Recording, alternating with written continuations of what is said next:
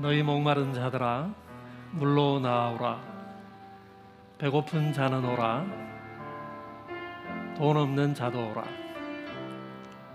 주님께서 오늘 저와 여러분을 예배로 초대하셨습니다.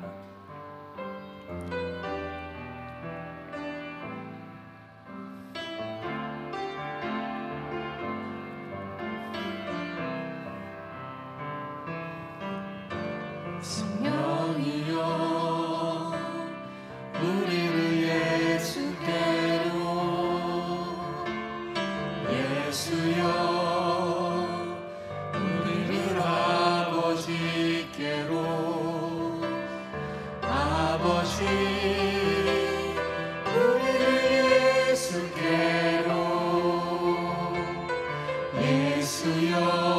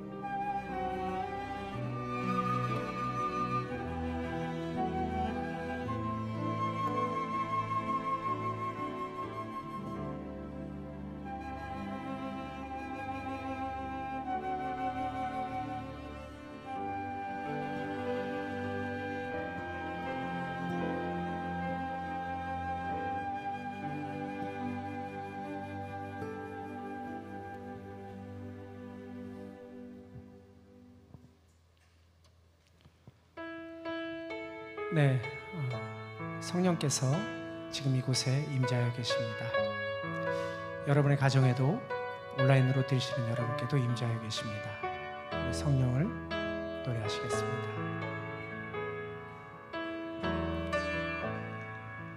하늘의 문을 여소서,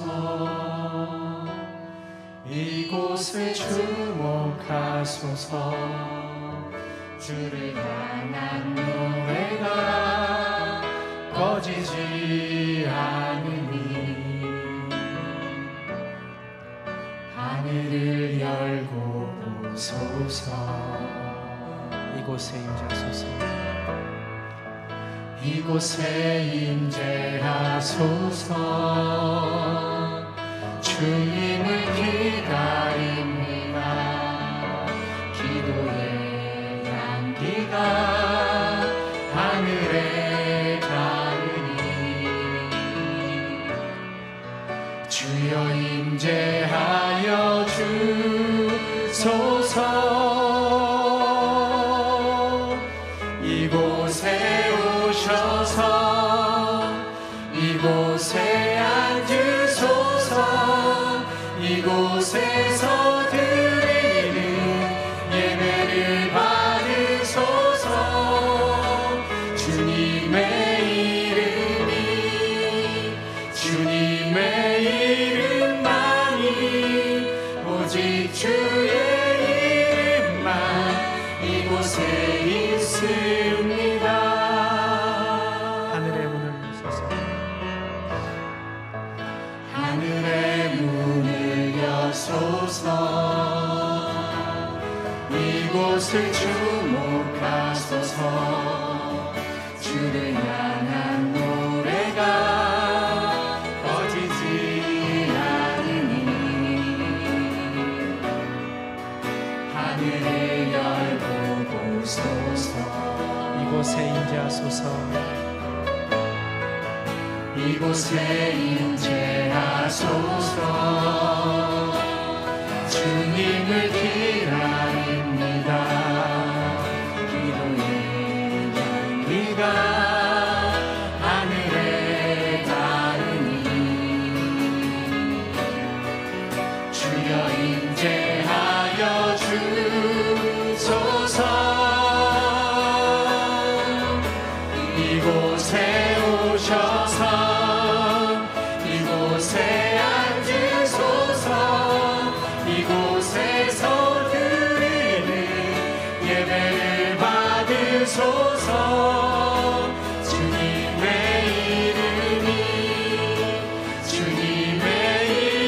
이름만이, 오직 주의 이름만 이곳에 있습니다. 이곳에 오셔서 이곳에 앉으소서. 이곳에서 드리는 예배를 받으소서. 주님의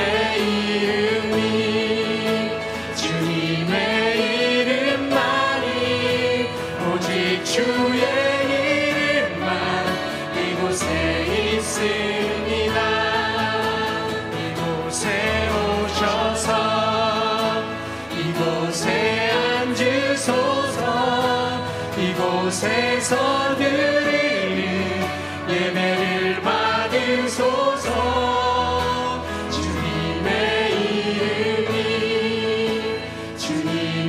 이름만이, 오직 주의 이름만 이곳에 있습니다.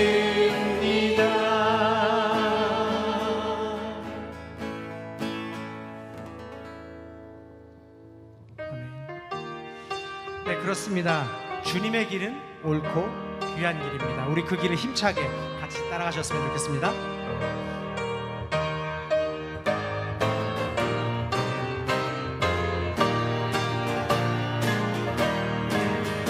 옳은 길 따르라. 그의 길을 세계 만민이 참된 길, 이 길 따라서 살 일을 온 세계에 전하세.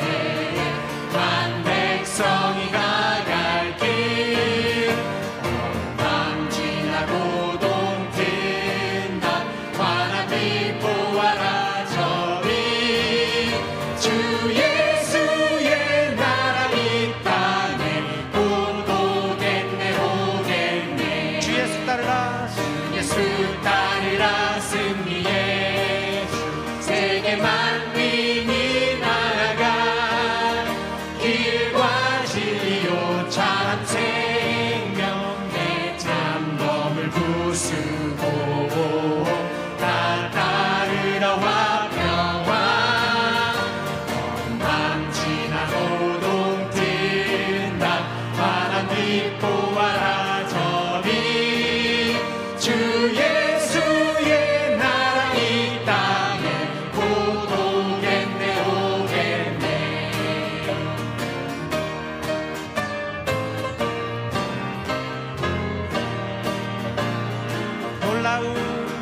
놀라운 이 소식 알리어라. 세계 만민을 구하려 내 주 예수를 보내신 참 사랑의 하나님. 간 백성이 따를 길 밤 지나고 동튼다. 하나 빛 보아라 저기 주 예수의 나라 이 땅에 곧 오겠네 오겠네.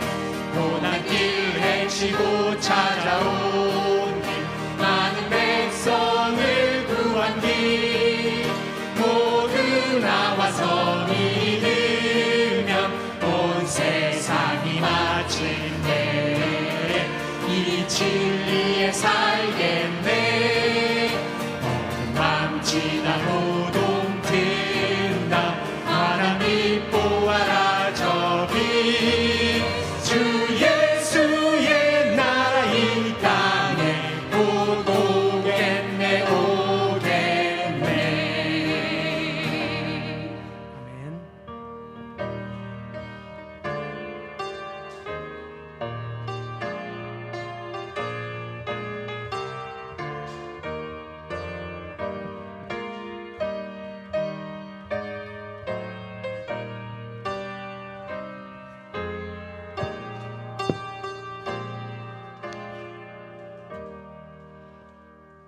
기도하시겠습니다. 아바 아버지, 주일 예배를 드릴 수 있는 새로운 하루를 허락해 주셔서 고맙습니다. 작년 초에 시작된 코로나19가 오늘까지도 지속되고 있습니다. 하나님, 이제 이 바이러스는 우리 삶의 일부가 되어버린 것 같습니다. 이러한 상황 속에도 나들목 양평교회가 다양한 방법으로 하나님께 예배 드릴 수 있는 교회로 한 걸음 한 걸음 나아갈 수 있게 해주셔서 고맙습니다. 8월 달은 시편 말씀으로 정성호 목사님이 예배를 인도하십니다. 무더운 날씨로 우리의 몸과 마음이 지치고 힘이 드는 이 시기에 하나님의 귀한 말씀을 우리에게 전해주실 정성호 목사님을 위해 기도합니다. 그리고 예배가 드려질 수 있도록 봉사하는 여러 성도들의 귀한 섬김에도 감사하고 교회의 성도들을 섬기는 사역자들에게도 감사합니다. 무엇보다 우리를 예배의 자리에 불러주시고 예배를 드릴 수 있는 자격을 주신 하나님 아버지께 감사를 드립니다. 나들목 양평교회를 통해 양평 지역에 찾는 이들이 예배의 자리에 함께 할 수 있기를 기도합니다. 하나님, 나들목 양평교회 가족들 중 어려운 상황 가운데 있는 가족들이 있습니다. 몸이 아파 고통 중에 치료하고 있는 가족들, 관계 가운데 어려움을 아파하는 가족들, 삶의 터전을 옮겨 새로운 삶을 살아내야 하는 가족들, 하나님, 이들의 회복과 안정을 위해 중보합니다. 우리의 모든 상황을 더 잘 아시는 주님, 우리를 자녀 삼아 주신 당신을 믿고 신뢰합니다. 나들목 양평교회는 하나님의 꿈이 교회의 비전이 되어 실천하는 교회입니다. 우리를 이 지역에 부르시고 살게 하시고 교회를 이루게 하신 뜻을 잘 분별하여 하나님 말씀대로 이루어내는 교회가 될 수 있기를 바라고 원하고 기도합니다. 나들목 양평교회 가족들이 이 깨어진 세상 속에서 열심히 살아내며 다양한 모양으로 경제활동을 하고 있습니다. 그중 일부를 당신께 드립니다. 드리는 양이 중요한 것이 아닌 드리는 마음이 더 중요하다고 말씀하신 주님, 나들목 양평교회 가족들의 삶에 물질만으로 풍요해지는 것보다 당신을 믿는 믿음이 더 풍요해지길 기도합니다. 그리고 당신을 통해 받은 것을 주변에 나누는 기쁨을 누릴 수 있기를 바라봅니다. 오늘의 예배를 통해 우리의 삶이 조금은 더 하나님을 닮아가는 삶을 살아내는 나들목 양평교회 가족들이 되어지길 예수님의 이름으로 기도합니다. 아멘.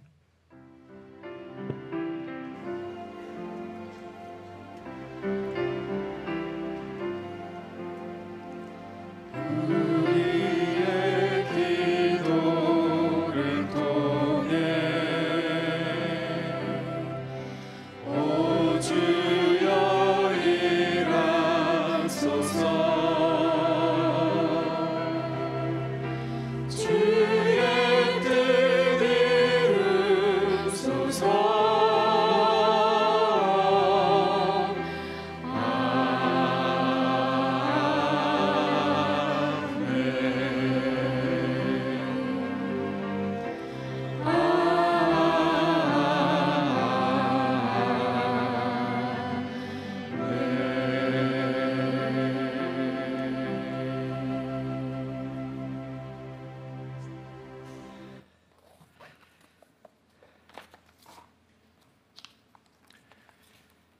여러분 반갑습니다.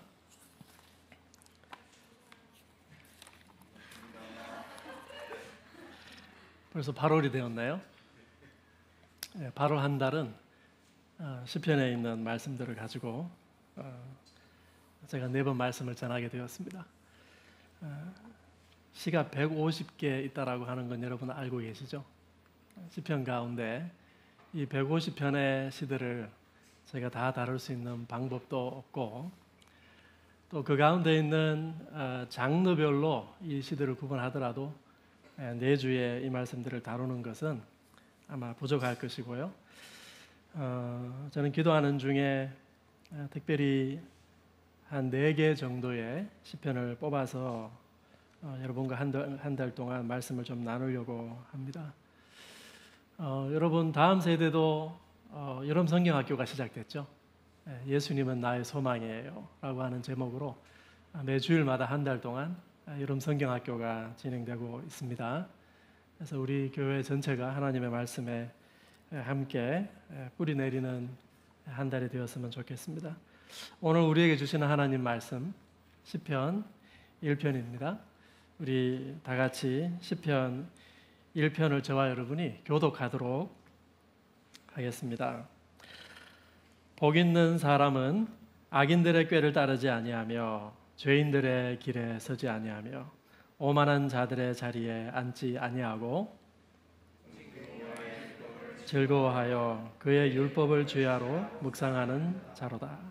그는 시냇가에 심은 나무가 철을 따라 열매를 맞으며 그 잎사귀가 마르지 아니함 같으니 그가 하는 모든 일이 다 형통하리로다. 악인들은 그렇지 아니하며 오직 바람에 나는 겨와 같도다. 그러므로 악인들은 심판을 견디지 못하며 죄인들이 의인들의 모임에 들지 못하리로다. 무릇 의인들의 길은 여호와께서 인정하시나 악인들의 길은 망하리로다. 아멘. 제가 한번 잠깐 기도하겠습니다. 존귀하신 주님 감사드립니다. 한 달 동안 또 우리 나들목 양평교회 식구들과 시편으로 함께 말씀을 나눕니다. 이스라엘 시인들이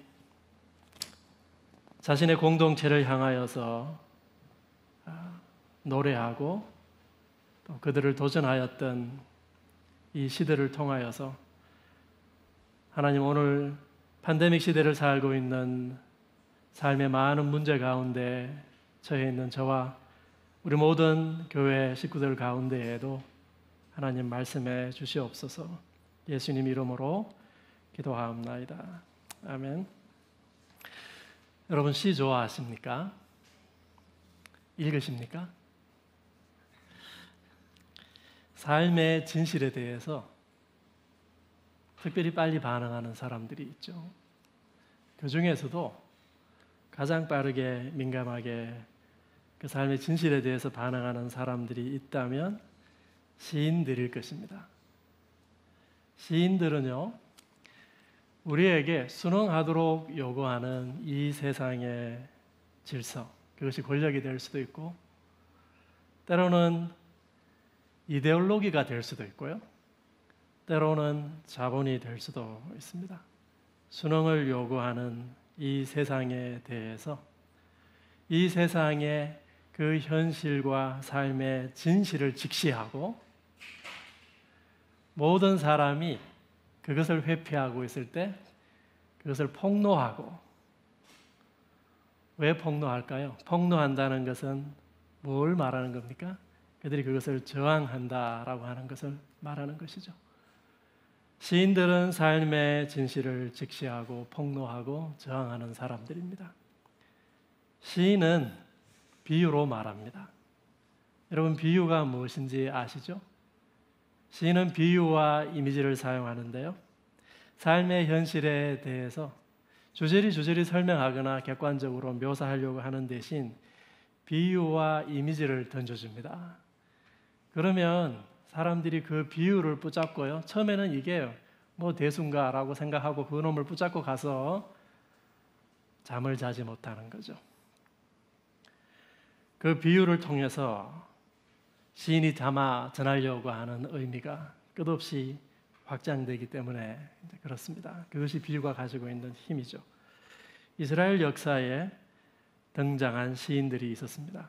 그들이 폭로하는 이 세상의 현실, 그들이 저항하는 그 시대의 정신, 그리고 그들이 붙잡으려고 몸부림쳤던 확신, 그리고 그들이 새롭게 상상하는 삶, 그것이 이 시편 속에 담겨져 있습니다.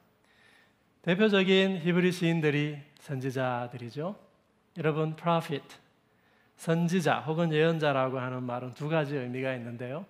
미래에 일어날 일들을 미리 보는 사람이라고 하는 의미가 있는가 하면, 현재 일어나고 있는 일을 사람들이 보지 못하고 있어서 다 수능하기 때문에 그렇죠.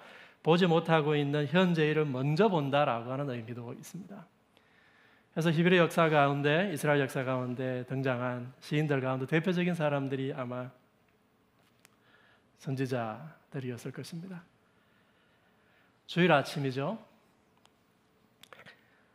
저와 여러분 일주일 동안 일터에서 열심히 일했습니다. 돈 문제로 고민하고 사람들과의 관계 때문에 갈등하고 가정에서 티격태격 한 다음에 저희들은 예배 시간에 앉았습니다. 그리고 여전히 그것이 가지고 있는 삶의 짐들을 벗어놓지 못한 채로 오늘 아마 여러분 설교를 듣고 있을 것입니다. 그것이 세상의 전부인 것처럼 보이는 것이죠. 그런데 11시에 예배가 시작이 되고 시인들의 노래를 듣습니다. 그리고 그 시인들의 노래를 듣다 보면 놀랍게도 방금 전까지도 보이지 않던 삶의 현실들이 보이기 시작하는 거예요. 시인들이 삶의 현실들을 폭로해 주기 때문에 그런 것이죠. 그들을 따라 우리도 삶의 현실을 직시하게 되는 것이죠. 우리가 삶을, 현실을 부인하거나 외면한다라고 하는 것이 아닙니다.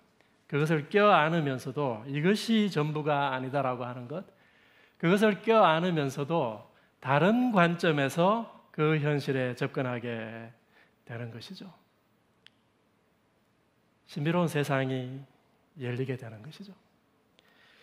현실과 맞서 저항할 수 있는 힘을 어느새 얻는 것이죠. 우리가 붙잡아야 될 새로운 신념이 생기고 내가 내일부터 살아야 할 새로운 삶을 상상하게 되는 것입니다. 150편의 시편 가운데 이 시편 1편은요, 시편 전체의 표제시에 해당합니다. 표제시. 이스라엘 역사 가운데 하나님께서 이스라엘 사람들을 통하여서 우리에게 주시고자 하셨던 150개의 시편들을 모아서 편집했던 역사적인 시점이 있었지 않겠습니까? 처음부터 이 시를 1편부터 150편까지 누가 쓴 것이 아니에요. 대부분의 시는 사실 누가 어떻게 썼는지도 모르는 시들입니다. 이 시들을 다 모았을 때 왜 시편 1편을 지금 있는 자리에 맨 앞에 붙여 놓았을까요? 이것은 이 시편 1편이 150개 전체 시편에 대한 인트로덕션이 되기 때문에 그렇습니다. 이 시편 1편은 전체 시편들을 읽을 수 있는 관점과 그 시편들을 읽어야 되는 역사적인 상황과 중요한 주제들과 세계관을 우리에게 던져주고 있습니다.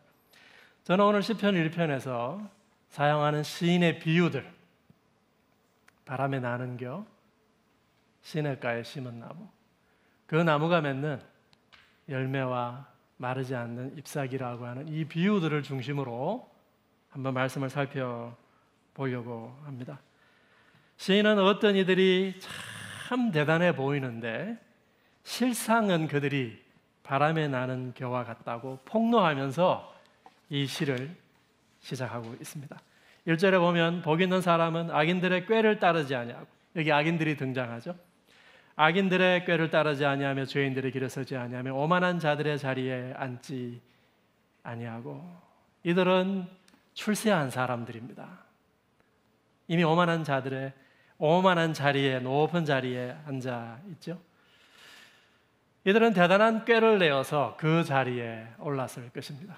타인들이 당할 피해는 염두에도 없었을 것입니다. 내 목적을 달성하면 되고 그것을 위한 계획이 필요했던 사람들이죠. 한마디로 악인들입니다. 그들의 길은 9번 길이다. 죄인의 길이다. 규범, 헌법 질서 이런 것은 염두에도 없습니다. 이런 사람들은요, 의지도 강해요. 그래서 결국 좋은 자리 올라가더라고요.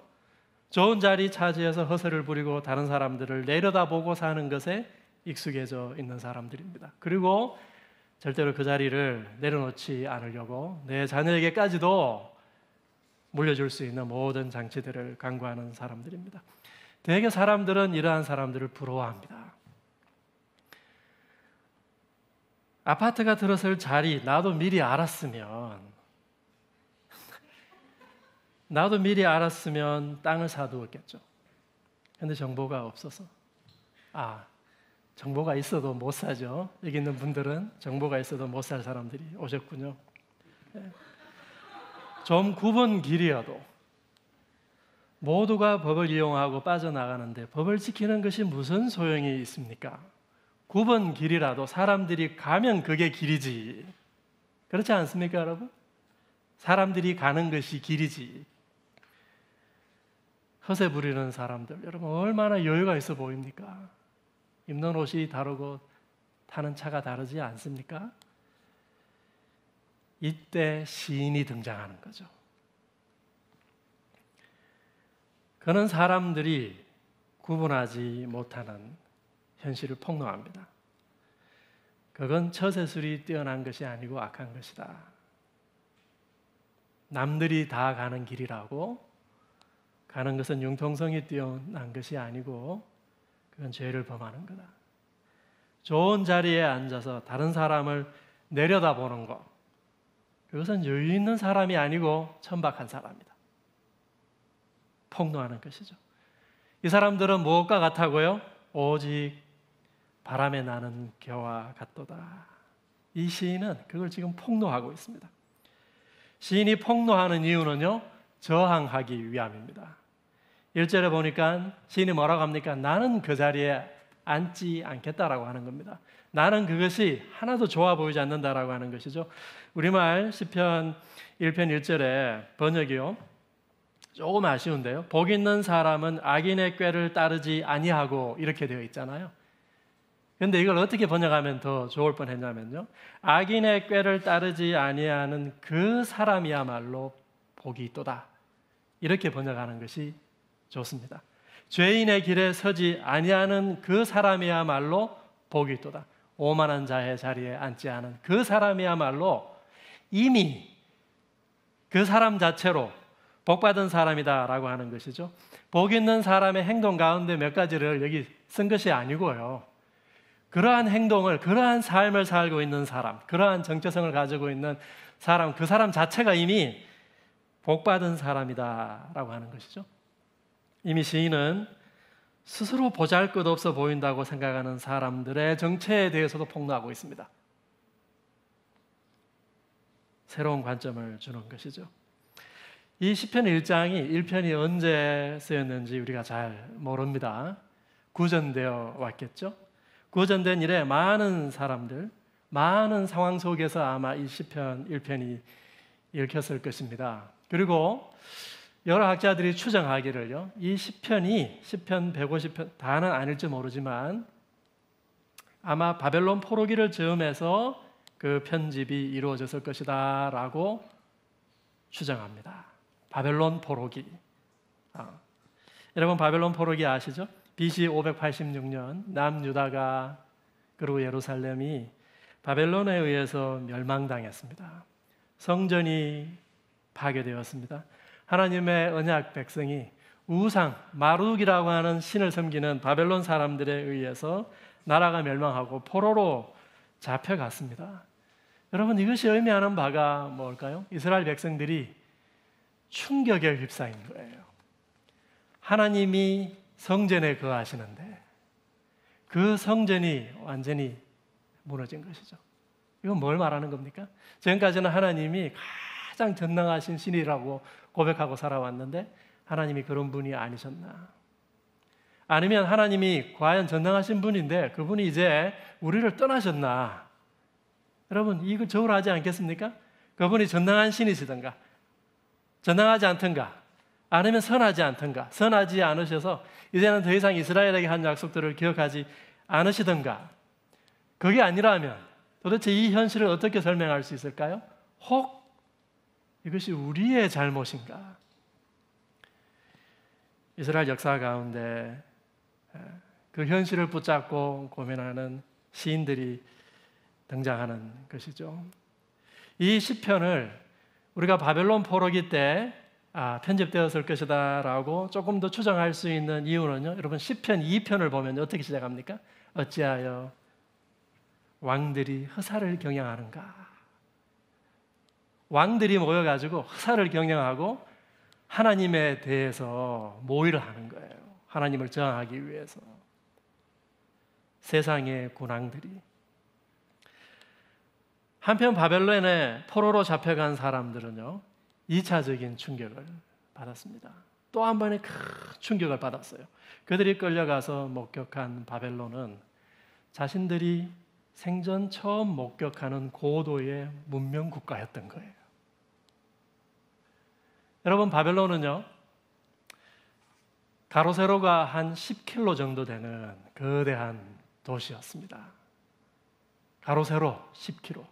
바벨론은 티그리스 유브라데스 강을 끼고 제국을 건설한 고대 국가였죠. 성경에서 이야기하는 바벨론은요 소위 지금 역사가들이 말하는 신바벨론이에요. 훨씬 이전에 바벨론이 있었는데 그 멸망했고 그 후예들이 나중에 다시 바벨론을 일으켰는데 그걸 우리가 신바벨론이라고 합니다. 그때 중원기를 이끌었던 왕이 느부갓네살 2세예요. 성경에 나오죠. 느부갓네살. 이스라엘 백성들이 끌려가지고 그 성벽에 들어가는데 도대체 여기가 어딘가? 그 성벽은 얼마나 두꺼운지요? 그 성벽 위로 말 4마리가 끄는 마차가 지나갈 수 있었다고 기록하고 있습니다.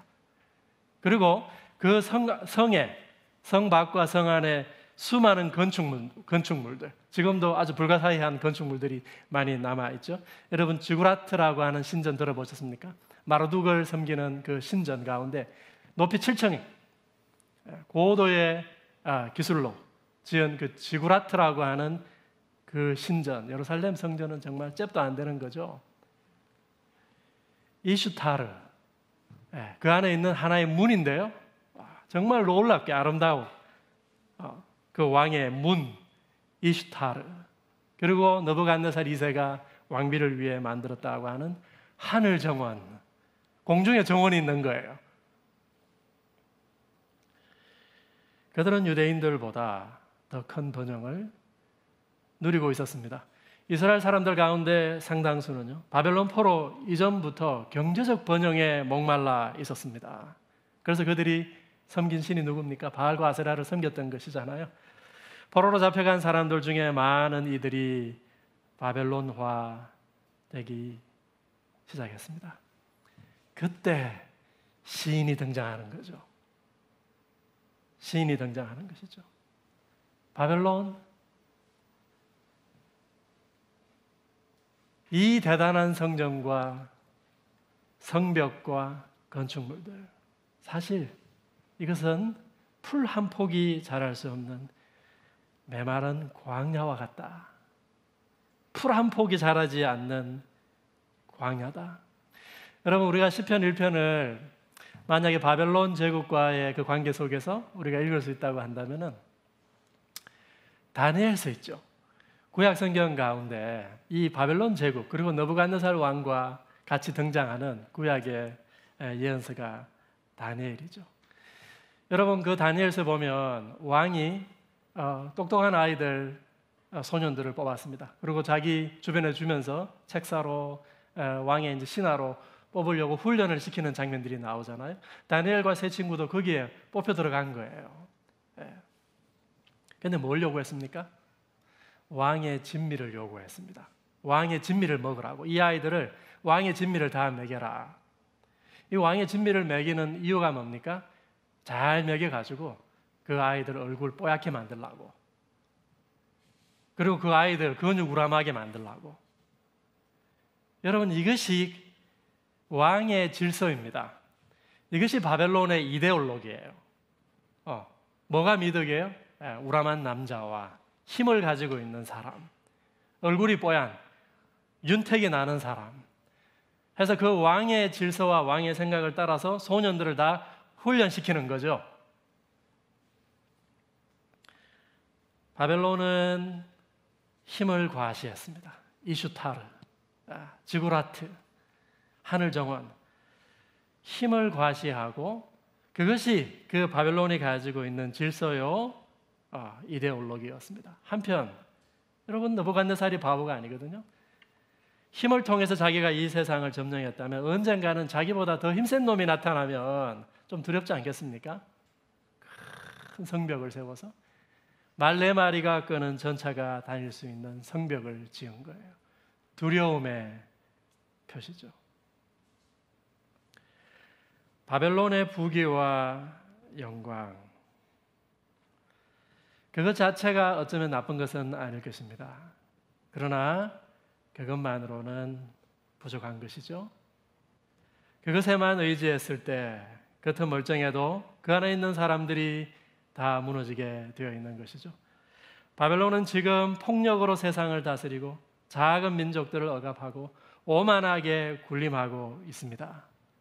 이 바벨론은 실상 힘이 있을 때만 잠깐 자기 자리를 유지할 수 있는 광야와 같은 곳이다. 이곳에서는 그 어떤 것도 선한 것이, 푸른 것이 자랄 수 없다. 그 안에 있는 사람들, 지금은 오만한 자리에 앉아 있는 것처럼 보이지만 그 사람들 사실 바람에 나는 겨와 같다. 여러분, 바람에 나는 겨 4절에 시인이 이 비유를 사용했습니다. 제가 어릴 때 저희 집은 농사를 지었는데요. 이제 가을에 추수하면요, 탈곡기를 가지고 벼를 타자 가잖아요. 그러면 희한하게 그 벼자루에 알곡은 다 그렇게 거기 이제 한 자루에 모이고요.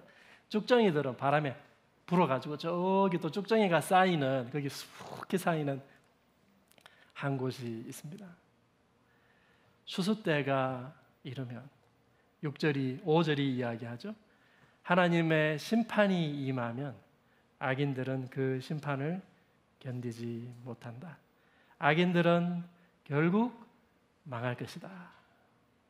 시인은 순응을 요구하는 그 바벨론의 질서와 그 제국의 이데올로기를 폭로하고 그것을 지금 거부하고 있습니다.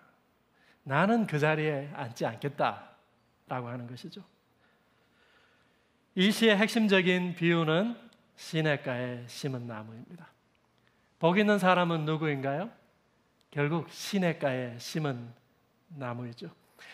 현실을 폭로하고 저항한 다음 시인은 자신의 신념을 밝히고 있습니다. 바벨론이라고 하는 광야, 포록이라고 하는 이 광야에 있는 그들에게 필요한 것이 무엇입니까? 여러분, 광야에 필요한 것이 무엇이죠?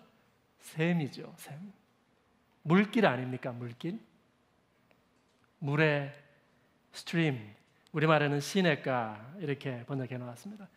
그래서 시편 1편을 읽고 많은 사람들은 시편 23편과 그냥 연동해가지고 아주 목가적인 장면을 상상을 합니다. 아름다운 시내가 흐르고 거기에 막 풀들이 잔디가 자라고 나무들이 막 무성하게 자라고, 어쩌면 여러분 여기 지금 stream of water, 물의 흐름인데 이것은 밑에서부터 터져 나오는 샘이었을지도 몰라요. 그 한 줄기 물길, 광야에 필요한 것은 물길이다라고 하는 것이죠. 여러분, 팔레스타인도 바벨론 지역도 중동 지방이 다 그렇지 않습니까? 뜨거운 태양이 이글대는 광야가 많습니다. 풀 한 폭이 자라기 쉽지 않습니다. 거기에 농사를 짓고 사람들이 모여 살기 위해서는요, 샘을 찾아야 됩니다. 물길을 터야 되는 것이죠. 바벨론 사람들이, 사실은 바벨론 사람들이 왜 패권 국가가 되었냐면요, 물을 잘 다스렸기 때문에 그렇습니다.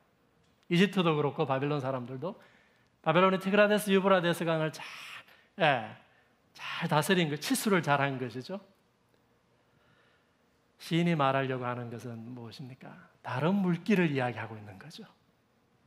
다른 물길을 상상하는 것입니다. 어쩌면 광야 한가운데에서부터 사람들의 눈에 보이지 않는 밑에서부터 땅 속에서 터져나오는 그 수맥을 알 수 없는 물길을 시인은 아마 생각하고 있는 것 같습니다. 그 광야 속에서 물길이 나고 시내가 되고 그 시내에 어쩌면 나무가 자라는 상상을 이 시를 통해서 하고 있는 것이죠. 그 물길, 그 샘이 무엇입니까? 여러분 2절 보면요, 여호와의 율법을 즐거워하며 그 율법을 주야로 묵상하는 자, 그는 마치 시냇가에 심은 나무와 같다. 율법을 즐거워하고 주야로 묵상하는 자는 시냇가에 심은 나무예요. 그렇죠? 그러면 그 물샘, 시내는 뭐예요? 그 나무로 하여금 자라도록 하는 그 물샘, 수맥은 뭡니까? 그건 하나님의 말씀, 율법이죠. 바벨론이 잘 만들어 놓은 관계 수로가 아니고요, 여호와의 율법이 바로 생명새입니다. 여러분, 율법이 무엇입니까? 율법이라고 하는 이 단어는 성경 전체에서 굉장히 다양한 의미로 쓰입니다. 아주 좁게는 모세의 10계명을 율법이라고 부르기도 하고요, 좀 더 넓게는 구약의 첫 번째 책 5권 있죠. 창세기부터 시작해가지고 신명기까지, 그걸 우리가 율법, 토라, 오경 이렇게 부릅니다. 아마 시편 저자는 지금 1장에서 아마 그 후자를 생각하고 있는 것 같아요. 그래서 계명, 단순히 계명 모음집이 아니라 창세기부터 신명기까지에 이르는 하나의 이야기를 염두에 두고 있습니다. 율법 전체는 하나의 이야기인 것이죠. 그 이야기 속에 보면요, 그 핵심적인 이야기 가운데 뭐가 들어가 있습니까? 출애굽기, 출애굽한 이스라엘의 기원, 구원에 대해서 다루고 있습니다. 그 출애굽기죠. 그리고 그 출애굽한 이스라엘 민족의 기원이 어디에 있느냐? 하나님이 왜 우리를 출애굽시키셨는가? 아브라함에게 하신 약속을 기억하셨대. 그 이스라엘 민족의 기원이 어디에 있느냐? 창세기죠. 족장들의 이야기죠. 그 아브라함을 통해 이스라엘 민족을 부르신 이 하나님은 도대체 누구냐? 그러면 세상의 창조주죠. 창세기 1장부터 시작하는 원역사 이야기에 해당합니다. 그러니까 율법 이야기는 세상의 창조에부터 시작해가지고 이스라엘 민족의 부름, 그들에 대한 구원, 그렇죠? 그리고 민수기 보면 광야 생활 나오죠. 그리고 가나안 땅에 들어가기 직전까지 이야기를 다루고 있는 이 한 묶음의 책인데, 이 이야기, 이 전체 이 책들이 이야기를 들려주는데 그 이야기 속에 이스라엘이 중요하게 생각하는 모든 세계관, 가치관, 그들의 소명, 그리고 그들의 삶의 방식, 그것이 다 이 이야기 속에 담겨져 있습니다.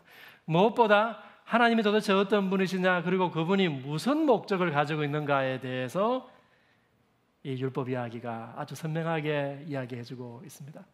그 율법 이야기의 핵심을 잘 볼 수 있는 본문이 창세기 12장 아브라함 언약 이야기입니다.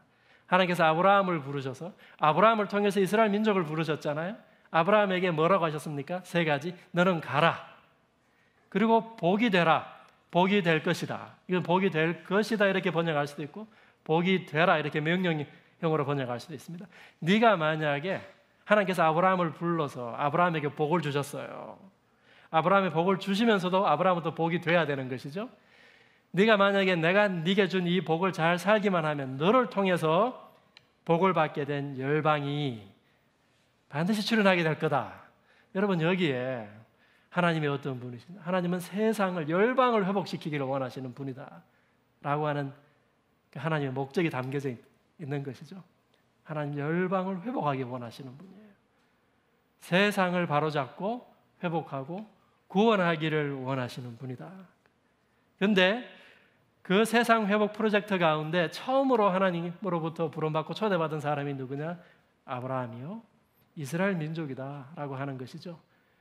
그래서 이스라엘 민족의 소명에 대해서도 이 아브라함 언약이 이야기해 주고 있습니다.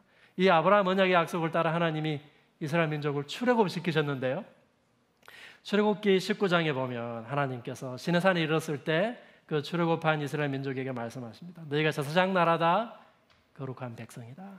너희가 제사장 나라다, 제사장 민족이다. 하나님과 모든 열방을 이어줘야 될 소명을 받고 이 땅 가운데 보냄받은 민족이다. 이스라엘 백성의 소명을 이야기해 주죠.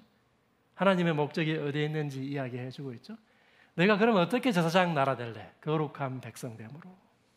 너희가 살아가는 다른 삶의 방식을 통해서 너희가 살아가는 그 구원, 하나님께로부터 받은 그 복, 너희가 그걸 살아감으로써 이게 이런 거구나, 하나님 나라 복음이 이런 거구나 라고 사람들이 볼 수 있도록 내가 그 하나님을 선전해라 라고 하는 것이죠. 그래서 하나님께서 그 출애굽기 19장에 이제 뭘 주세요? 모세에게 율법을 주시는 것이죠. 십계명을 주시는 장면이 이제 거기에서부터 나오는 것이죠. 그 십계명은요, 그래서 이스라엘 민족이 어떻게 살래? 그 삶의 방식을 담고 있을 뿐만 아니라 이걸 우리가 왜 받았지? 이걸 주신 분은 누구지? 우리 주변에 있는 사람들은 우리가 어떻게 해야지? 라고 하는 데 대한 중요한 모든 질문들이 담겨져 있는 이야기입니다. 성전이 파괴되었습니다. 이스라엘 민족은 바벨론의 포로로 잡혀갔습니다. 네. 여러분, 충격에 휩싸인 것이죠, 이 사람들이. 그때 시인들이 등장해서 이렇게 이야기하는 것이죠. 감사하게도 아직 우리에게 율법이 있다. 하나님의 말씀이 우리에게 있다. 2절에 보니까 그 율법을 즐거워하여, 이것은 단순히 우리가 텐텐텐 잘 지켜가지고 날마다 우리가 말씀 열심히 공부하고 그걸 포함하지만요, 그걸 넘어서서 율법이 제시하는 삶의 체계 전체, 율법이 우리에게 들려주는 그 하나님을 받고 율법이 우리에게 요구하는 그 삶의 부르심 있죠? 그걸 우리가 수용하고 율법이 우리에게 제시하는 그 삶의 체계 전체를 기쁨으로 받는다라고 하는 것을 의미하는 것이죠. 과거에는요, 이스라엘 민족이 성전이라고 하는 가시적 장소와 공간을 통해서 하나님께 나아가서 제사를 해야 됐습니다. 이제는 말씀을 통해서 자신이 있는 곳에서 초월적인 하나님을 만나게 되는 거예요. 그 하나님의 면전으로 우리가 들어갈 수 있다. 율법이 있기 때문에. 율법 이야기가 들리는 곳에는 어김없이 하나님의 세상 회복의 목적, 이스라엘의 소명, 열방의 구원, 구별된 삶의 방식이라고 하는 이 이야기가 지탱이 되는 거예요. 그리고 하나님으로부터 구원받은 민족이 바로 우리다라고 하는 이 정체성이 유지되는 것이죠. 무엇보다 광야와 같은 바벨론에서도 하나님 만날 수 있는 것이죠. 율법을 주야로 묵상하는 자로다. 여기 묵상한다라고 하는 이 말의 원래 뜻은요, 조용히 엎조리다라고 하는 뜻입니다. 조용히 중얼중얼 보고 있는 사람은 악인의 꾀를 쫓지 아니하고 조용히 엎조리는 것이죠. 이 말씀 또한 단순히 묵상 방식을 의미하는 것이 아닐 것입니다. 여호와의 율법을 주야로 묵상함으로써 그 율법에 뿌리 내린 삶을 사는 것이죠. 율법에 뿌리 내린 사람이 되는 것이죠. 아까 제가 다니엘 이야기했습니다. 여러분, 포로기 중에도 이 율법에 뿌리 내린 사람들이 있었습니다. 율법에 뿌리 내린 삶을 사는 사람들이 있었습니다. 다니엘은 왕의 이데올로기를 거부했습니다. 다니엘이 여러분, 왜 그 맛있는 고기와 포도주 그거 먹으면 되지, 그게 뭐라고 왜 그걸 안 먹었겠습니까? 그것은요, 마르둑 신에게, 그 우상에게 바쳐진 제물들이거든요. 그리고 그 뒤에 있는 그 마르둑이 지탱해주고 있는 왕의 질서, 바벨론이 최고 힘센 신이고, 그 느부갓네살이 마르둑의 아들이죠. 살아있는 마르둑이죠. 느부갓네살이. 그 왕의 질서와 그 제국의 이데올로기를 순응하도록 요구받았을 때 다니엘과 그의 친구들은 거부했습니다. 다니엘이 뭐라고 합니까? 우리는 이거 먹지 않겠다. 그냥 우리는 채소만 먹겠다. 이렇게 이야기하죠. 그러고 난 다음에 한 열흘 뒤에 그러면 우리가 한번 다시 만나서 한번 얼굴이 윤택이 나른지 한번 확인해 봅시다. 이럴 때 만나서 보니까 왕의 진미를 먹은 그 소년들보다 다니엘과 그의 친구들의 얼굴이 더 광채가 났다는 이야기 아닙니까, 여러분? 이게 어떻게 그렇게 될 수 있습니까? 신비가 있는 것이죠. 우리가 살아가는 세상, 이 세상이 왕이 다스리는 세상으로만 보이는 거예요. 느부갓네살의 진미를 먹지 아니하면 도저히 그 질서 가운데 내가 숨쉬고 살지 못할 것 같단 말이에요. 우리 자녀들이 그 가운데에서 한 자리 차지하지 못하고 살 것 같아라고 하는 것이죠. 그때 시인이 등장하는 것입니다.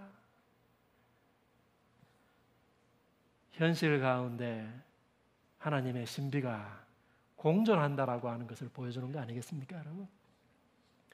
메마른 광야 가운데 사람들은 눈에 보이지 않지만 그 땅에서부터 흘러나오고 있는 수맥이 있다라고 하는 것입니다. 그 수맥에 뿌리 내린 나무는, 깊이 뿌리 내린 그 나무는 복이 있다. 다니엘이 소유하고 있는 이 자아에 대한 정체성이 있죠. 내가 히브리인이요, 하나님의 백성이다라고 하는 이 정체성은 힘의 논리 밖에 있는 거예요. 여러분 그렇지 않습니까? 다니엘이 무슨 힘을 가지고 싶고 내가 왕에게 뭘 좀 잘 보여가지고 출세를 하고 싶으면 왕의 논리 속으로 들어가는 거죠. 그렇죠? 왕의 권력 너머에 있는 정체성을 소유한 다니엘을 왕이 무너지게 할 수 없는 거죠. 구약 성경에 이야기하고 있는 이 율법 있죠. 신약 성경은 예수님께서 오셔서 그 예수님의 삶과 가르침, 우리가 복음이라고 말할 수 있습니다. 복음을 통해서 그 율법이 완성된 형태로 우리에게 보여졌다라고 이야기하고 있습니다. 그 복음이 복음인 이유가 무엇일까요? 왜 좋은 소식입니까? 율법 이야기 안에 하나님께서 가지고 계셨던 세상을 향한 목적, 계획들 있죠. 그 목적과 계획이 마침내 이루어졌다라고 하는 소식이 복음이기 때문에 그 복음이 좋은 소식인 것입니다.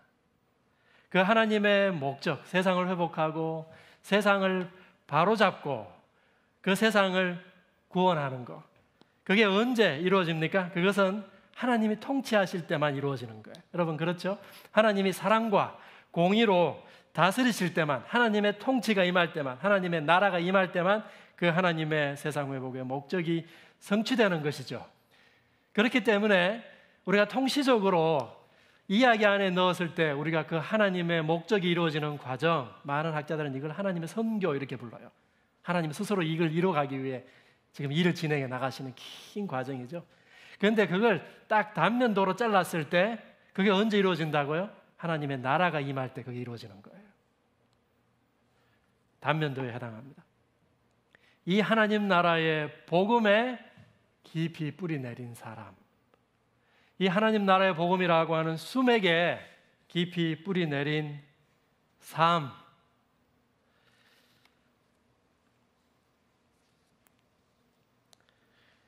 율법 이야기가 이스라엘의 세계관과 소명과 삶의 방식, 그리고 그 하나님의 목적에 대해서 다 이야기해주고 있는 것처럼 예수님의 복음 이야기도요, 이 모든 질문들에 대한 완성된 형태의 대답을 우리에게 전해주고 있습니다. 그래서 예수님께서 누가복음 맨 마지막에 보면 부활하셔가지고 이제 저자들에게 말씀하시죠. 24장 맨 마지막에 성경이 뭘 이야기하고 있느냐, 율법 이야기가 뭘 이야기하고 있는지를 아니? 율법은 예루살렘에서부터 시작해가지고 죄사함 받게 하는 회개가 열방에게 다 전파될 것 기록하고 있는 거야. 하나님의 선교가 기록되어 있는 거야. 이렇게 말씀하신 거예요. 그리고 그 율법과 시편과 선지자가 누구를 가리키고 있느냐? 다 나를 가리키고 있지. 예수님 가리키고 있다. 예수는 그 두 가지 말씀하셨습니다. 성경 이야기가 그 하나님의 선교 이야기고 세상을 회복하는 이야기고 그 하나님의 목적이 예수님 자신을 통해 성취가 되었다라고 하는 거 이야기해주고 있는 것이죠. 그리고 예수님이 두 가지 더 말씀하셨습니다. 뭐라고 말씀하셨나요? 너희가 이 모든 일의 증인이다. 구약 성경에 이스라엘 부른 것처럼 예수님께서 제자들을 부르시는 거죠. 너희가 이 모든 일의 증인이다. 너희가 이 증인의 역할을 어떻게 감당할래? 위로부터 내려오는 능력을 입으면 성령을 따라 구별된 삶을 살 때, 새로운 공동체를 형성할 때 너희가 증인될 거다. 여러분, 이게 복음 이야기입니다. 우리 교회의 훈련 프로그램들 참 잘 정리되어 있죠. 여러분, 성경을 부분적으로 아는 것으로 부족합니다. 성경 전체 이야기의 핵심, 우리가 하나님 나라의 복음 이렇게 표현하죠. 그 복음에 깊이 그리고 체계적으로 뿌리 내려야 됩니다. 그래야 흔들리지 않습니다. 여러분, 나무가 크다고 그 나무가 오래 가는지 아세요? 미국에 세코야 파크라고 하는 국립공원에 가면요, 자이언트 트리 있죠. 세코야라고 하는 큰 나무들이 뭐 이렇게 아름들이 자라고 있는 국립공원이 있습니다. 이 세코야 나무는요, 병충해에도 강하고 화재가 나도 견딜 수 있는 내성을 갖추고 있습니다. 그러니까 수천 년씩 살아 있는 거죠. 근데 이 나무가 쓰러질 때가 있다는 거예요. 왜 그런지 아세요? 뿌리가 나무 몸통의 무게를 견디지 못해서 넘어진다라고 하는 겁니다. 여러분, 참 재밌지 않습니까? 제가 미국에서 공부할 때 펜실베니아에 살았는데요.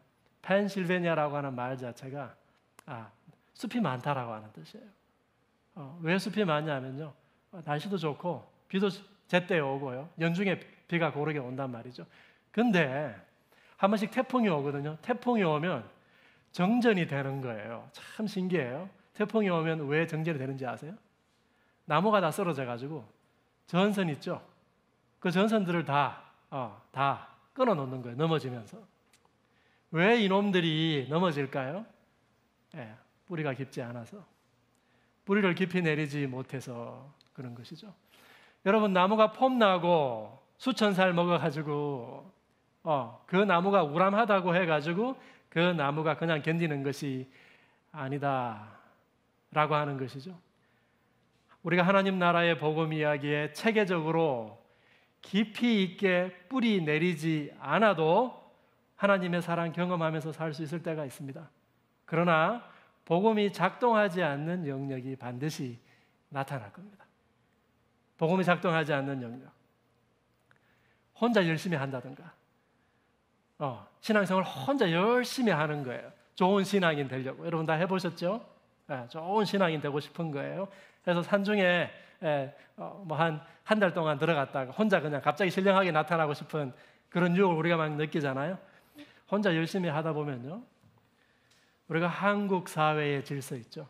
그 이데올로기를 따라서 신앙도 경주를 펼치고 있어요. 막 경주를 하고 있습니다. 좋은 신앙인 되려고. 남들보다 더 좋은 신앙인 되고 싶은 거죠. 어떤 사람은요, 하나님 나라 간절히 기다립니다. 너무 사모해가지고. 틀렸습니까? 틀리지 않았습니다만, 예수님이 오셔서 전한 하나님 나라 메시지의 핵심적인 메시지 가운데 하나가 그 하나님 나라가 지금 여기에 임했다라고 하는 거잖아요. 그 하나님 나라의 생명과 그 하나님 나라의 삶이 지금 여기에서부터 시작되었다라고 하는 걸 완전히 놓치고 살아가는 것이죠. 우리가 하나님 나라의 복음에 체계적으로 깊이 뿌리 내리지 못해도 않아도 은혜의 부스러기들을 맛보며 살 수 있습니다. 그러나 우리 삶 가운데 복음이 작동하지 않는 영역이 나타납니다. 나무가 무너지는 그때가 온다라고 하는 거죠. 시인은 여호와의 율법을 즐거워하며 묵상하는 그 사람은 이미 그 율법에 깊이 뿌리 내려 있는 그 사람은, 그 삶은 복이 있다, 이렇게 이야기합니다. 이것이 자기 삶의 근본적인 신념이다라고 하는 것이죠. 시인은 폭로하고 저항할 뿐만 아니라 자기의 신념을 비유로 던지는 거죠. 그 신념을 던진다라고 하는 것은요, 내가 적어도 시인 정도 돼가지고 내가 말한다라고 하는 것은요, 내가 여기에 헌신해 있다라고 하는 거예요. 나는 그 자리에 앉지 않겠다. 나는 여기에 헌신해 있다라고 하는 것입니다. 우리는 오늘 한국 사회 속에서 자녀 교육도 걱정해야 되고, 주거 문제도 걱정해야 되고, 결혼도 생각해야 되고 일자리도 걱정해야 되고 노후도 걱정해야 되는 사람들입니다. 그런데 어떻게 우리가 하나님 나라의 복음에 깊이 그리고 체계적으로 뿌리 내리는 일에만 몰두할 수 있겠습니까, 여러분? 여러분, 아닙니다. 여러분, 그럴수록요, 우리에게 문제가 많으면 많을수록 더 하나님 나라 복음에 더 깊이 체계적으로 뿌리 내려야 됩니다. 여러분, 광야에서 필요한 것이 무엇입니까? 우리가 살고 있는 세상이 광야입니까? 그러면 그 광야에 필요한 것이 무엇입니까? 그것은요, 지구라트나 미슈타르가 아니에요, 여러분. 그것은 하늘 정원이 아니라 그것은 수맥을 찾는 것입니다. 광야에서 필요한 그 시내에, 그 물길에 내가 뿌리를 내리는 것이다 라고 하는 것입니다. 그래야 생명을 유지할 수 있습니다. 그리고 그 작은 샘이 솟는 그 수맥 그 아래에 보이지 않지만 존재하는 엄청난 그 수맥에 뿌리를 내리고 있는 나무가 되어야 우리가 자랄 수 있습니다. 세코이아 정도 우리가 큰 나무로 성장할 수 있다라고 하는 것이죠. 우리는 보이는 것에만 의지하고 살다가 그것을 고민하다가 오늘 아침에 예배에 참여하였습니다. 그리고 성경을 펴고 시편 1편을 통해서 히브리 시인을 만났습니다. 시인이 등장하자 보이지 않는 세상이 보이기 시작하는 것이죠. 그 샘이 뿌리 내린 이 수맥은 세상이 건드릴 수 없다라고 하는 것입니다. 그 수맥에 뿌리 내린 나의 정체성은 세상이 건드릴 수 있는 그 질서 너머에 있는 것이다라고 하는 것입니다.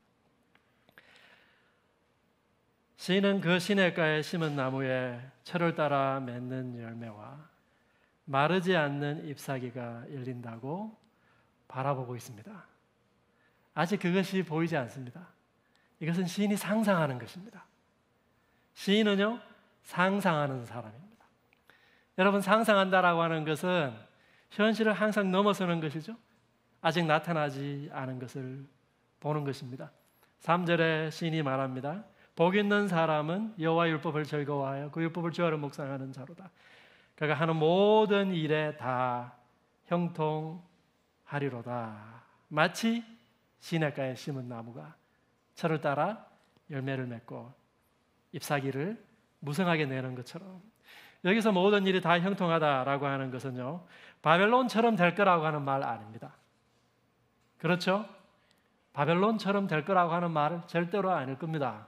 왜냐하면요, 이들은 이미 망한 사람들이에요. 바벨론의 기준에 봤을 때 망한 사람들이라고요. 포로로 잡혀간 사람들이에요. 이 형통하다라고 하는 것은 1차적으로 종말적 의미를 가지고 있습니다. 거기 5절, 6절 보면 하나님의 심판대를 시인이 이미 염두에 두고 있죠. 악인은 심판을 견디지 못할 것이다. 그러나 의인은 하나님의 인정을 반드시 받게 될 것이다. 결국에는 하나님이 의인들을 인정하시고 그들의 손을 잡아주실 것이다 라고 하는 종말적 의미로 이 형통을 이해할 수 있을 것입니다. 둘째로, 이것은 바벨론식 형통이 아니라 그렇기 때문에 율법이 말하는 형통을 말하는 것입니다. 복음이 말하는, 하나님 나라의 복음이 우리에게 말해주는 약속이다라고 하는 것이죠. 우리도 아파트값 오르고 그냥 사기만 했는데 주식이 막 오르고요. 그게 아니고 복음이 약속하는 아주 특별한 삶, 그 삶을 반드시 우리가 살아가게 될 거다라고 하는 것입니다. 여러분, 우리가 중요하게 여기는 것, 세상 사람들도 다 중요하게 여길 거라고 착각하면 시험 들게 되어 있습니다. 신앙은요, 우리가 가지고 있는 신앙, 다니엘은요, 바벨론이 느부갓네살이 자기를 이해할 것이라고 기대하지도 않았습니다. 그거 이해해 줄 거라고 자꾸 기대하면 시험 든다고요. 그리스도인들은 다른 잣대를 가지고 있습니다. 우리는 지구라트와 이슈타르를 가지고 그것을 보고 광야라고 부르는 사람들입니다. 그리고 그 안에 그걸 자랑하는 사람들을 바람에 나는 겨라고 부르는 사람들입니다. 이게 시인의 언어입니다. 무엇보다 우리는 이 하나님 나라의 복음에 뿌리를 내리고 있는 삶이 주는 맛을 아는 사람들이에요. 여러분 그렇지 않습니까? 하나님 나라의 복음이 주는 맛이 있습니다. 그 점에 있어서 그 맛을 보고 살게 될 거라고 하는 점에 있어서는 우리는 반드시 형통하게 될 것입니다. 그리고 복음이 주는 열매들을 맺게 될 것입니다. 복음에 대한 이해가 더 선명해질수록 내 자신에 대한 이해가 더욱더 선명해질 것입니다. 내 삶에 대한 이해가 더 분명해질 것입니다. 삶의 새로운 목표가 생겨날 것입니다. 이렇게 이해하게 된, 가지게 된 이 삶의 정체성과 나에 대한 이해는요, 그것은 바벨론의 질서 넘어 있는 것이기 때문에 느부갓네살이 절대로 위협할 수 없는 것입니다. 우리는 성장할 것을 꿈꾸게 될 것입니다. 하나님 나라의 복음에 우리가 더 깊이 뿌리 내리게 되면요, 우리 주변에 사람들이 더 많아질 것입니다. 같이 살아가게 될 것입니다. 형통하게 될 것입니다. 그리고 우리가 그렇게 풍성하게 많은 열매를 맺는 큰 나무가 될 때에도 넘어지지 않을 것입니다.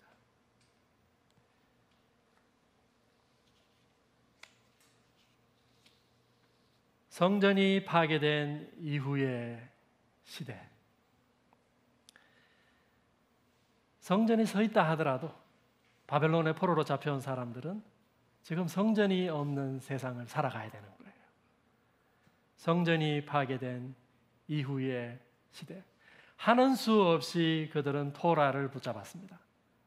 율법을 붙잡고 그것을 읽고 묵상하고 배우는 행위를 위주로 신앙생활을 하게 되었습니다. 이것이 불가피했습니다. 그러나 놀랍게도 이 역사적인 위기가 그들에게 놀라운 역사의 전환점을 만들어냅니다. 유대교 안에서 그들은 토라의 말씀에 뿌리 내렸을 뿐인데 그때부터 유대교 역사 가운데 놀라운 유대교의 전환점이 만들어지는데요. 그것이 뭐냐? 가시적인 성전 중심의 종교에서 말씀 중심의 종교로 전환하게 되는 계기가 됩니다. 예수님께서 말씀하셨죠. 두세 사람이 내 이름으로 모인 곳에 나도 함께한다. 두세 사람이 내 이름으로 모인 그곳에 내가 거기에 한다, 함께한다. 이 예수님의 말씀은요, 성전에 여호와가 계시다라고 하는 이 구약의 유대인들의 고백의 결정판이에요. 성전에 여호와가 계시다. 그것이 시대가 이야기가 흘러서 예수님이 오셨는데 두세 사람이 내 이름으로, 예수의 이름으로 모인 그것에 하나님이 함께 하신다고요. 원래는요, 바벨론에 붙잡혀간 이 유대인들에 의해서 두세 사람이, 율법이 성전이 없으니까 두세 사람이 모여 율법을 읽는 그곳에 하나님이 함께 하신다라고 하는 고백이 선재했습니다. 그게 유대인들의 고백이었어요. 그런데 예수님께서 내가 율법의 완성이다, 복음 이야기가 율법의 성취야라고 하는 것을 우리에게 보여주신 것이죠. 가시적인 성전 중심의 종교에서 예루살렘, 물리적인 장소에 국한된 하나의 종교에서 장소와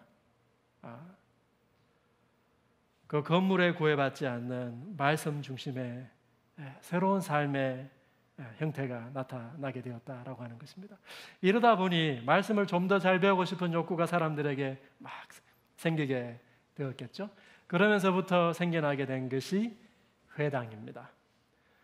전 세계 전역에 유대인들이 가 있는 곳은 어디나 이제 회당이 만들어지기 시작한 거예요. 그 회당을 통해서 말씀을 연구하고 말씀을 가르치고 배우는 말씀 운동이 활발하게 유대인들 가운데 생겨나게 되었겠죠. 여러분, 성전에서는 누가 그 종교행위의 키를 쥐고 있습니까? 제사장입니다. 대제사장을 정점으로 해가지고 레위인들과 제사장들과 그 밑에 수정되는 모든 사람들을 피라미드로 종교적인 권력들이, 계급들이 형성되었겠죠. 그런데 두세 사람이 율법을 읽는 그곳에 하나님이 함께 계신다라고 유대인들이 고백하면서부터요, 신앙이 민주화되기 시작했습니다. 다변화되기 시작했어요. 장소와 건물에 구애받지 않게 되었습니다. 예루살렘만 하나님의 땅이냐? 성전만 하나님이 거하시는 공간이냐? 예레미야가 이야기하죠. 너희가 잡혀간 그 도성의 평안을 위해서 기도해라. 그 도성에서도 그 도성의 질서를 따라 살지 말고 다니엘처럼 율법이라고 하는 이 광야의 수맥에 뿌리를 내리는 삶을 내가 그곳에서 살아가라 라고 하는 것이죠. 그들은 하나님의 말씀에 뿌리 내리고자 했을 뿐입니다. 그런데 그 말씀이 새로운 시대를 연 것이죠. 말씀이 새로운 문화를 열어주고 그들로 하여금 다음 단계의 삶으로 나아가게 인도했습니다. 사랑하는 나들목교회 양평교회 성도 여러분, 재밌게도 포로기 유대인들처럼 우리도 예배의 처소를 사실 잃었습니다. 그렇죠? 예배당이 무너진 것은 아닙니다만 우리가 예배당이 있어도 모이지 못합니다. 이제 가시적 성전의 시대는 끝났는가? 이것이 현대판 성전 파괴 사건인가? 여러분, 유대인들이 그랬던 것처럼요, 우리가 하나님 나라의 복음에 깊이 체계적으로 뿌리 내려주면요, 말씀이 반드시 우리를 새로운 곳으로 인도해 줄 것입니다. 여러분 믿으셔야 돼요. 어떤 목사님이 그렇게 이야기하세요. 사탄이 하나님에게 코로나 때문에 교회가 텅텅 비었지. 그러니까 하나님이 사탄에게 그래서 가정이 교회가 되었구나. 여러분, 우리가 하나님 나라의 복음에 뿌리를 내리면요, 부모가 하나님 나라의 복음에 뿌리를 내리면 가정이 교회가 될 것입니다. 여러분, 어떻게 아이들의 그 신앙 교육을 일주일에 한 번 교회에다가 다 맡겨 놓을 수 있습니까?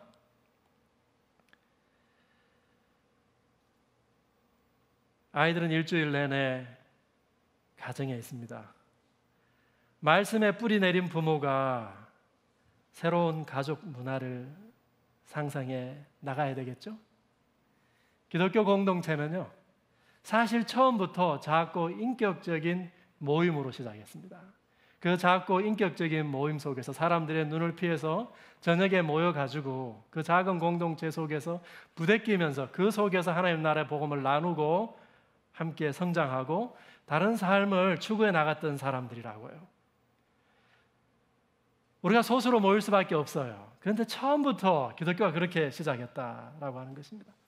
코로나 때문에 우리가 모이지 않다, 모일 수 없다라고 불평하는 사람들 많은데요, 사실 조금 다를 수 있습니다만 저는 모임이 더 많이 생겼어요. 옛날 같으면 시간과 장소 때문에 모이지 못했던 모임들 많을 수 있잖아요. 그런데 지금은 그런 모임 하나도 빠지지 않고 다 할 수 있습니다. 회의가 얼마나 많이 생겼는지 몰라요. 줌으로 하면 되기 때문에.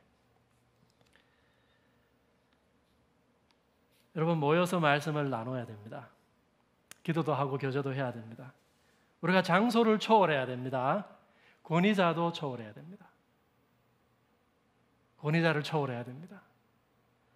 우리 각자가 하나님 나라의 복음에 체계적으로 깊이 있게 뿌리 내려야 됩니다.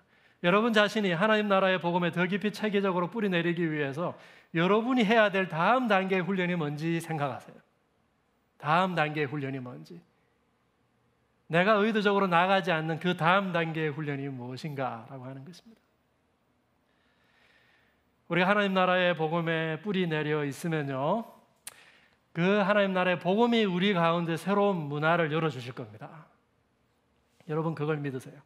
우리 가정만의, 우리 가정교회만의, 우리 교회만의 새로운 문화를 우리가 창조할 수 있습니다. 제가 상상력, 창조력 이런 이야기 했는데 이거 어떻게 하는 겁니까? 그거 좀 가르쳐 주세요. 이것은 이성과 논리로 상상하는 게 아니에요, 여러분. 여러분 언제 가장 상상력과 창조력이 발휘되던가요? 네. 연애할 때. 연애할 때 아닙니까? 우리가 사랑할 때,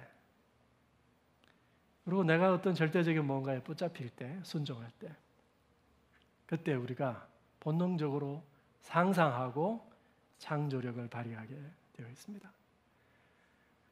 문제는 무엇입니까? 우리가 이 광야 같은 세상 가운데에서 그 수맥에 뿌리 내려져 있는 나무냐라고 하는 겁니다. 하나님 나라의 복음에 뿌리 내린 사람이냐, 그 하나님 나라의 복음에 뿌리 내린 삶이냐라고 하는 것입니다. 세상은 우리에게 순응하기를 요구하죠. 왕의 질서와 제국의 이데올로기에 순응하라고 자꾸 우리에게 요구하지 않습니까? 그러나 이 수맥에 뿌리 내린 사람들의 그 정체성은요, 절대로 왕이 건드리지 못합니다. 왕이 알지도 못합니다. 주일 아침 우리는 돈 걱정하다가 여기에 왔고 식구들하고 티격태격하다가 오늘 이 자리로 초대받았습니다.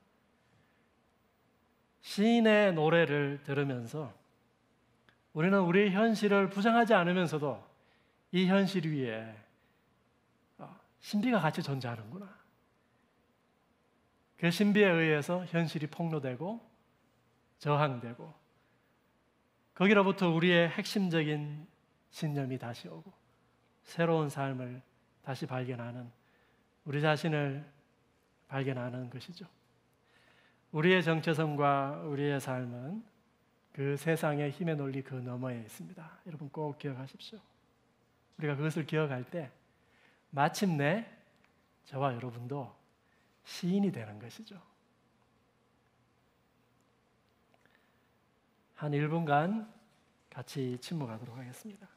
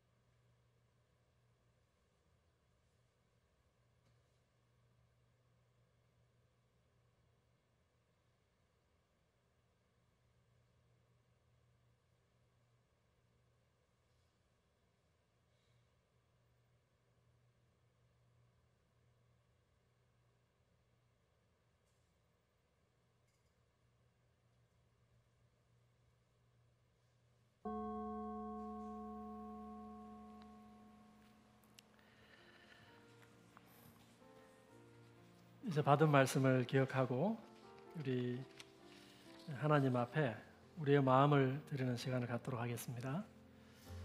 지금 이 시간은 우리 예배 가운데 가장 소중한 시간입니다. 여러분이 시인이 되는 시간입니다. 여러분의 현실을 있는 그대로 폭로하시고 저항하고 하나님 나라 복음에 깊이 뿌리 내리고 상상하는 그런 시간입니다.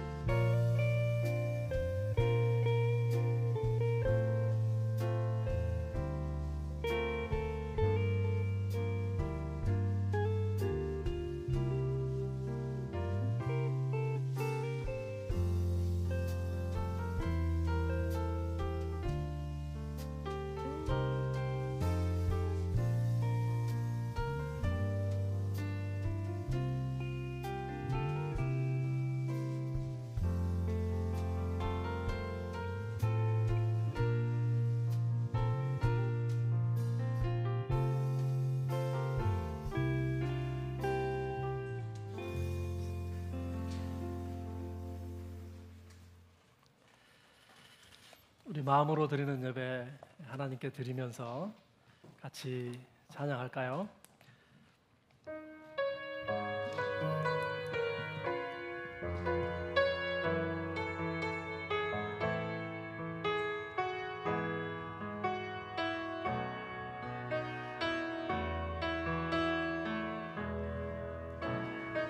이 세상을 살아가는 동안에 나의 힘을 의지할 수 없으니 기도하고 낙심하지 말 것을 주께서 참 소망이 되시니라. 주의 길을 걸어가는 동안에 세상의 것 의지할 수 없으니 감사하고 낙심하지 말 것을 주께서 참 기쁨이 되시니라. 하나님의 꿈이 나의 비전이 되고 예수님의 성품이 나의 인격이 되고 성령님의 권능이 나의 능력이 되길 원하고 바라고 기도합니다.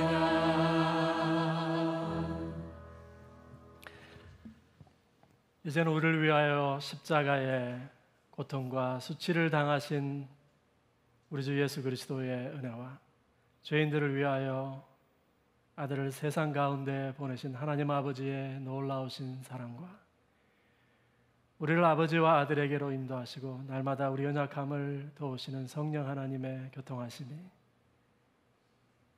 세상은 알지도 못하는 그 정체성을 하나님의 말씀에 깊이 뿌리 내리기를 소원하고 결단하고 헌신하고 이 자리를 떠나는 사랑하는 우리 나들목 양평교회 교우들, 가정들, 가정교회와 이들의 모든 일터와 학교 위에 이제로부터 영원토록 함께 계시기를 간절히 축원하옵나이다.